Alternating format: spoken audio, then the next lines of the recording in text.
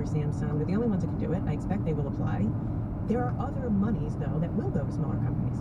Chemical companies, circuit board companies. I hope they do apply. And if they show us they can get the job done, they will get money. It is not a bonanza. That's a funny word you've used. I like the word, but this is not a bonanza. I don't like giving money to big companies, okay? These are huge, profitable companies. I don't like it either, but it's necessary. It will create, I think, 250,000 to 500,000 good manufacturing and construction jobs in America. But look, we are in such a bad spot right now because we've taken our eye off the ball and allowed our manufacturing base to wither and atrophy. We have to make an investment to get back where we need to be. So some would say that withering and atrophy are really the product of the same dynamic that we're talking about now, which is, some people call it government capture, right? That firms and corporations have gotten really, really good at building up leverage against or within the U.S. government so that they get the subsidies, they pay very low taxes, and they don't need to offer many protections to employees and to consumers. So there are those who argue that our free market economy has really turned against the average American, for sure. So I understand what you're saying now, that this is not more of that. On the other hand, if it's a 10-year plan that Intel or NVIDIA or TSMC has, whatever, you personally are long gone by then from government. Unless you're president. I mean, you could very well become president shortly. We can talk about that later.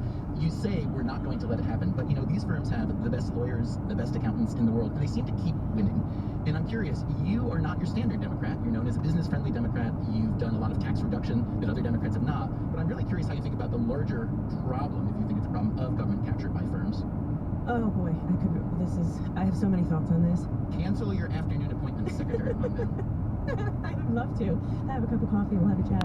You know, President Biden is going to be the president, but not 12 years from now. But we're going to put it in train, and I think we have the ability to do that. And it isn't just business friendly. This actually isn't business friendly at all, right? Like, I'm not sure TSMC wants to be doing this so much in the United States. Intel, you know, it's cheaper and easier in some ways for them to do this in other countries. We need them to do this in the United States of America, so we're working with them to do this. So and it's not a business move. They can't take this money. It's not economics. Poor workplaces, shut out unions. Not and, efficient. This is not a blank check, right? This is not a blank check.